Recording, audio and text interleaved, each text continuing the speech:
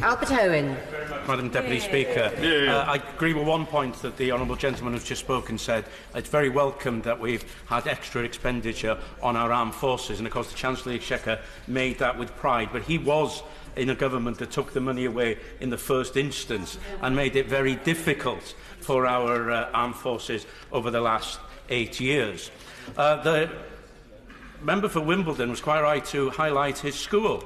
They said it was a very good comprehensive school. Well, my school was the first comprehensive school in this country, and it's, like many schools, has suffered from cuts over the past few years. But it will, I think, be upset that not much money has gone into education, and certainly the Barnett formula won't help schools in Wales. This budget was a political budget, and its main target audience was the different fractions of the Conservative Party. As ever. And the slogan, and it is a slogan, that austerity has ended, is cruel in many ways, because that's not the reality of it. And why should we believe this government? This is the government, the party that told us that we would end the deficit by 2015.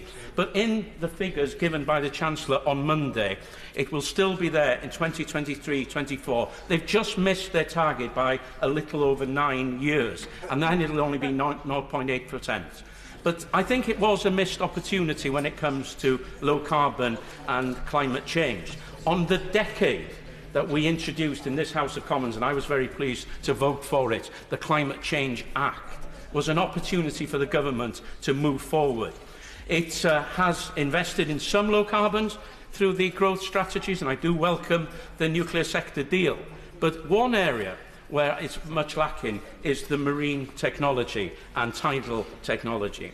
It is missing a trick there, because many companies now want to invest in this country and are doing so in research and development, but simply the money isn't there for it to go from the prototypes to actual commercial delivery. And I think the government needs to look at that, because what will happen is that many of these companies that are international companies will go elsewhere and manufacture in different countries, and Britain will lose out. So I urge the Minister to put pressure onto, and I have had this discussion with the Secretary of State who opened the remarks today. He does understand it, but he needs to ring-fence and a subsidy, and it is a subsidy, to help this new technology, as we did with wind. The government, the party opposite, when we were in government, when we talked about wind, actually criticised us for subsidising wind farms. They are now saying it's their flagship policy. Well, that turnabout is most welcome. But we need, as I say, to concentrate, Madam Deputy Speaker, on marine technology, because we have the resource,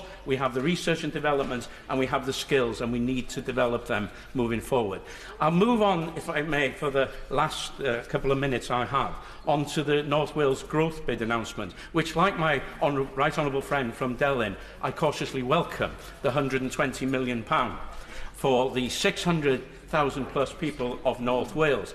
But the magic money tree for the DUP in Belfast, of half the population and double the money, doesn't simply fair, and I wonder why that is, Madam Deputy Speaker. But that money will be useful for the Welsh Government, be useful for local government, for the business sector, and working with MPs to develop our economy, which has struggled over the last decade. So I do very much welcome that. And some of those bids that are in it include development in energy in North West Wales. And that, I think, is a good thing. We're building on the growth deal, so that, on the sector deals, energy sector deals, and that's good for the economy of North Wales. But we need to see the details. We need to see how much money is available now, so that the other areas of Welsh Government can match fund it to maximise the potential to make North Wales a centre of excellence when it comes to low-carbon energy. It's something that I have campaigned for with the Secretary of State